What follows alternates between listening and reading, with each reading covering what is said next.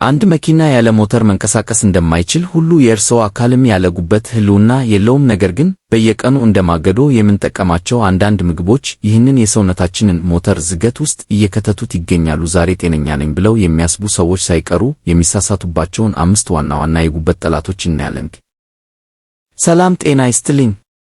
እንኳን ወደ ቻናላችን በሰላም መጣችሁ። ዛሬ በሰውነታችን ውስጥ እጅግ በጣም ጠቃሚ ስለሆነው እና እንደ ሞተር ስለሚያገለግለው አንድ ልዩ አካል እናወራለን፣ ጉበታችን። ጉበት በሰውነታችን ውስጥ ከ500 በላይ የተለያዩ ተግባራትን ያከናውናል። ከእነዚህም ውስጥ መርዛማ ነገሮችን ማጣራት፣ ምግብን ማዋሃድ እና ኃይል ማከማቸት ዋነኞቹ ናቸው። ነገር ግን ሳናውቀው በየቀኑ የምንመገባቸው አንዳንድ ምግቦች ይህንን ታታሪ የሰውነት ክፍል በከፍተኛ ሁኔታ እየጎዱት ይገኛሉ። ዛሬ በዚህ ቪዲዮ የጉበታችንን ጤና በጸጥታ የሚያበላሹ እና ወደ ከባድ የጤና እክል የሚመሩ 5 አደገኛ ምግቦችን እናያለን። ምናልባትም ከነዚህ ውስጥ አንዳንዶቹን ዛሬ ጠዋት በልታችኋቸው ሊሆን ይችላል። ስለዚህ ቪዲዮውን እስከ መጨረሻው እንድትከታተሉን ጋበዝን። ለቻናላችን አዲስ ከሆናችሁ ሰብስክራይብ ማድረጋችሁን እንዲሁም ይህን ቪዲዮ ላይክ በማድረግ መጀመራችሁን አትርሱ። ቀጥታ ወደ ዝርዝሩ እንለፍ። 1. አልኮል መጠጦች አልኮሆል። በአንደኛ ደረጃ ላይ የምናገኘው ብዙዎቻችን የምናውቀውን ነገር ግን ችላ የምንለውን ነው፣ አልኮል። አልኮል ለጉበት ቁጥር 1 ጠላት ነው። አልኮል በምንጠጣበት ጊዜ ጉበታችን አልኮሉን ከሰውነታችን ውስጥ ለማስወገድ እና መርዛማነትን ለመቀነስ ከሌሎች ስራዎቹ ይልቅ ቅድሚያ ሰጥቶ ይሰራል። ነገር ግን መጠኑ ሲበዛ የጉበት ሴሎች መጎዳት ይጀምራሉ።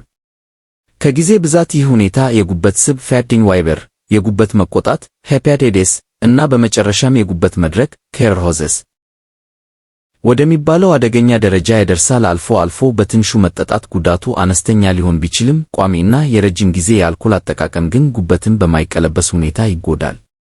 2. ስኳር እና ጣፋጭ መጠጦች። ወደ ሁለተኛው ስናልፍ ብዙዎቻችን ሱስ የሆነብን ነገር እናገኛለን። ከፍተኛ የስኳር መጠን ያላቸው ምግቦች እና መጠጦች በተለይም ፍሩክቶስ በመባል የሚታወቀው የስኳር አይነት ለጉበት እጅግ አደገኛ ነው። ጉበታችን ስኳርን ወደ ስብ ፋት የመቀየር ሥራ ይሰራል። ነገር ግን እንደ ለስላሳ መጠጦች፣ የታሸጉ ጁሶች እና ጣፋጭ ኬኮች ያሉትን አብዝተን ስንመገብ ጉበታችን ከመጠን በላይ የሆነውን ስኳር ወደ ስብነት ቀይሮ በራሱ ዙሪያ ያከማቻል።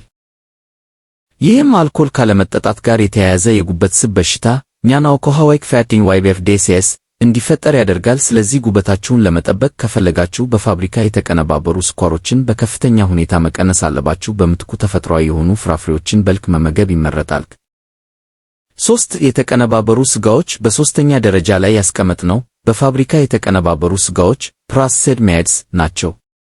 እንደ ቋሊማ፣ ሞርታዴላ እና የታሸጉ ስጋዎች ለቁርስ እና ለፈጣን ምግብነት ተመራጭ ቢሆኑም ለጉበት ጤና ግን እጅግ መጥፎ ናቸው። እነዚህ ስጋዎች ረዘም ላለ ጊዜ እንዳይበላሹ ተደርገው ሲዘጋጁ ከፍተኛ መጠን ያለው ሶዲየም፣ ጨው እና መከላከያ ኬሚካሎች ፕሬሰርቫቲቭስ ይጨመርባቸዋል። እነዚህ ኬሚካሎች በሰውነት ውስጥ ሲገቡ ጉበት እነሱን አጣርቶ ለማስወገድ ከፍተኛ ድካም ውስጥ ይገባል። በተጨማሪም በእነዚህ ስጋዎች ውስጥ ያለው ከፍተኛ የሳቹሬትድ ስብ saturated fat በጉበት ዙሪያ ስብ እንዲከማች በማድረግ የጉበትን ጤና ያቃውሳል። ከነዚህ ይልቅ ትኩስና ያልተቀነባበሩ ስጋዎችን እንደ ዶሮ እና ዓሳ መመገብ ጤናማ ምርጫ ነው። 4. አራተኛው ጉበት አጥፊ ምግባችን በዘይት የተጠበሱ እና የፈጣን ምግቦች ፋስት ፉድስ ናቸው። የድንች ጥብስ፣ በዘይት የተጠበሱ ስጋዎች እና ሌሎች ፈጣን ምግቦች ጣዕማቸው የሚስብ ቢሆንም በውስጣቸው ከፍተኛ የሆነ ትራንስ ፋት የተባለ መጥፎ የስብ አይነት ይዘዋል። ይህ የስብ አይነት በሰውነታችን ውስጥ በቀላሉ አይዋሃድም። በተለይም እነዚህ ምግቦች የጉበትን መቆጣት ኢንፍላሜሽን ከማስከተላቸውም በላይ ጉበት ራሱን በራሱ የማደስ ተፈጥሯዊ አቅሙን ያዳክሙታል። በዘይት ከሚጠበሱ ምግቦች ይልቅ በኦብን የተጋገሩ፣ በያቀድ የተቀቀሉ ወይም በእንፋሎት የበሰሉ ምግቦችን መመገብ ጉበታችንን ከከባድ ጫና ይታደጋል። 5. ከፍተኛ ጨው ያላቸው ምግቦች ሃይ ሶዲየም ፉድስ። አምስተኛውና የመጨረሻው ምግባችን ከመጠን ያለፈ ጨው ሶዲየም ያላቸው ምግቦች ናቸው። ብዙዎቻችን ጨው የደም ግፊትን እንደሚያመጣ እናውቃለን። ነገር ግን ለጉበትም አደገኛ መሆኑን ስንቶቻችን እናውቃለን? ከፍተኛ የጨው መጠን ያላቸውን ምግቦች መመገብ በሰውነታችን ውስጥ ውሃ እንዲከማች ያደርጋል ዋተር ሪቴንሽን። ይህ ደግሞ በጉበት ላይ የፈሳሽ ጫናን ይፈጥራል። በተለይም በፋብሪካ የታሸጉ ምግቦች፣ ቺፕሶች እና አንዳንድ የምግብ ማጣፈጫዎች ዳይኦሃን ክረቤስ ከፍተኛ የጨው መጠን አላቸው። የጤና ባለሙያዎች በቀን ውስጥ ከ2000 ሚሊግራም ወይም ከአንድ የሻይ ማንኪያ ያነሰ ጨው እንድንጠቀም ይመክራሉ። ምግባችሁን ለማጣፈጥ ከጨው ይልቅ ነጭ ሽንኩርት፣ ዝንጅብል፣ ሎሚ እና ሌሎች ተፈጥሯዊ ቅመሞችን ተጠቀሙ።